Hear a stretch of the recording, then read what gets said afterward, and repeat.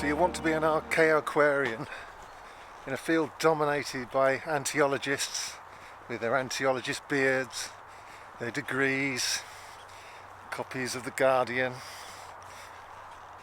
Exactly how do you, as a complete amateur, a Joe Soap, a member of the public, or Joanna Soap,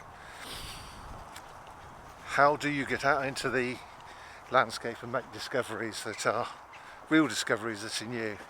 And I've made one, which is why I'm out here in Toolmartin today. I've made two discoveries, in fact, and they're not on the Heritage Environmental Record. This used to be a hot spot for me when I'm having a bad day, and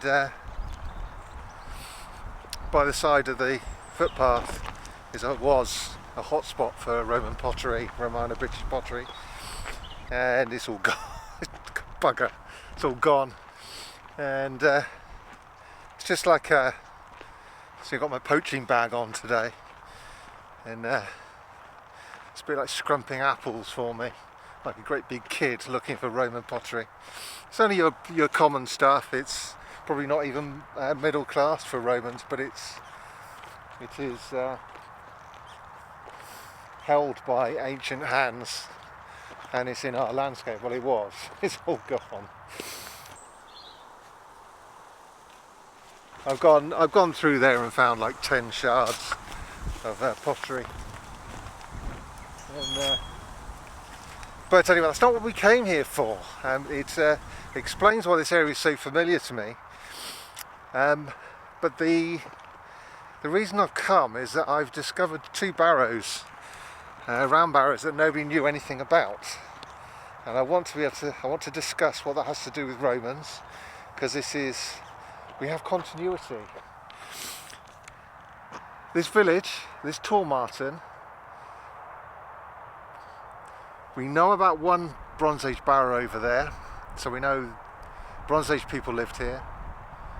The Romans were here, and we know that because there's a Roman settlement underneath the modern village. And if it's underneath the modern village, it means we have continuity. So right through to the modern period, the medieval, it's actually a shrunken medieval village as well. So all this history, these human lives, gone through the ringer when it comes to the medieval period. We don't know how they're compensated. It's a bit like, it's a bit like at work when they announce redundancies. Everybody goes, "Oh no," and then looks really frightened. And then 2 weeks later, they're going, "Where's my redundancy cash? Where's my check?"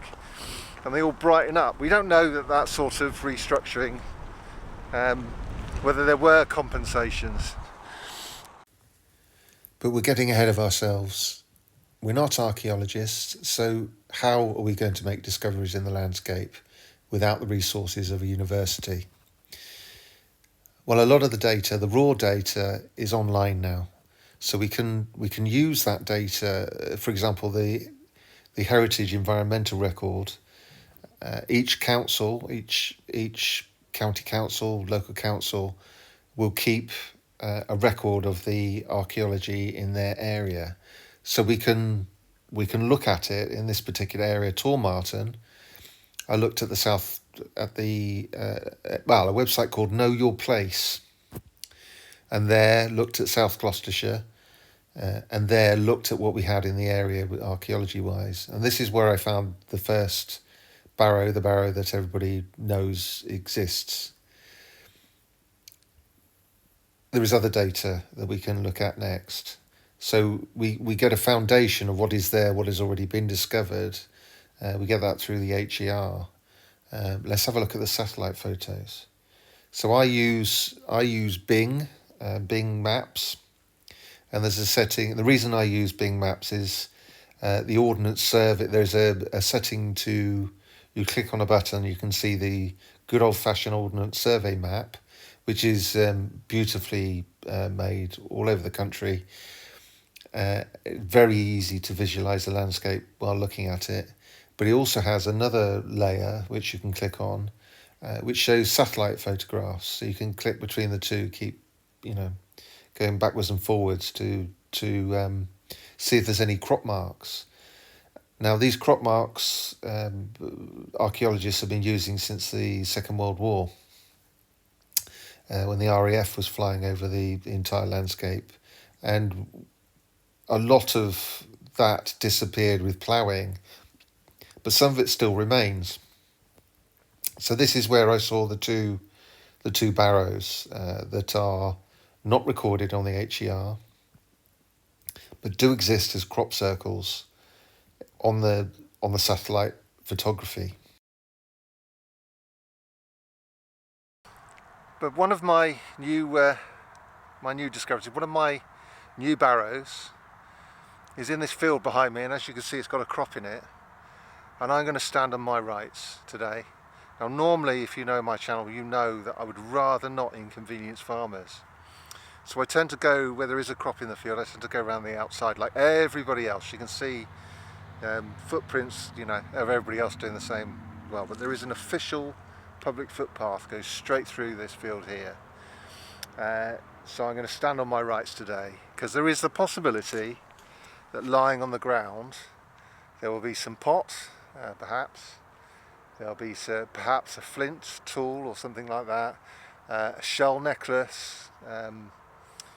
If it's Bronze Age, we might, you know, there might be gold or bronze in there. If it's Roman, there may be iron and all sorts of stuff, coins. Now, none of that's going to happen. So this reminds me, I don't know whether you watch Time Team or not. I expect if you watch my channel that you are a Time Team person. That there was an episode where Mick the Dig refused to give Tony Robinson his data on his dendrochronology. And the whole point of Time Team is to see live people doing archaeology. And that's the failures as well as the successes. There was never a failure with Time Team, because you learnt something every time. But he refused to give his data to Tony, and he never. The rumour is he never worked for that program again. But it's. So you will see, in that spirit, you will see me take you on journeys. Well, there is no discovery. I've failed to find Roman pottery over there. But I have done in the past, definitely. Black burnish ware, grey ware. There was enough of it, I thought I could create a pot, given enough years coming back to recreate a pot. But there is here, just here, a barrow. Don't get your hopes up, but I am going to walk through it. I want to get it right, because I don't want to, like I say, inconvenience the farmers. So I'm going to get the map out and look at the other end and make a straight line.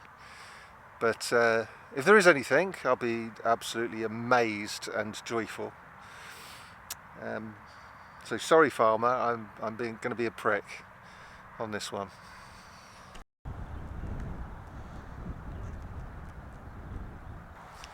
I'm not an Antiquarian, so I've no idea whether or not that bone is human or not. It's in the right area. I think it's actually within the circle of the barrow. And found a little bit of what might be Roman pot, but I'm not sure. It's very, very beaten up. But a bit of grey ware. I left it where it was. If this is new data, somebody might want to go over and have a dig. I don't want to ruin it all for them, but yes. So this valley, we did think there was one barrow, and now I can show there are 3 barrows, and they are situated in reference to this small dean running through here. So it has to be related in some sense to ownership or veneration of this land, even if it's just very informal, in a very informal sense. Now, there aren't enough barrows in the country. There are thousands and thousands, but there aren't enough to bury everybody. Even though in later periods people were buried around them as secondary burials, but in the Bronze Age, most of the time, I don't know whether these are Bronze Age or not, but in the Bronze Age it was really important people of some kind. We don't know how that importance was decided. You know, they could have been influencers just as much as kings, you know, but they may be heroes, you know,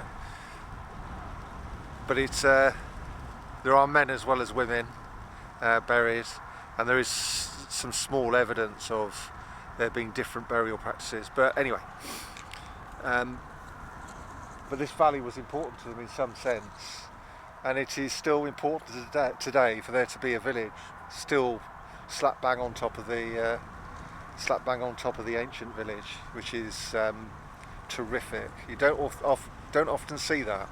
Well, I don't. There are other ways to practice amateur Archaeoquarianism, and this includes field walking.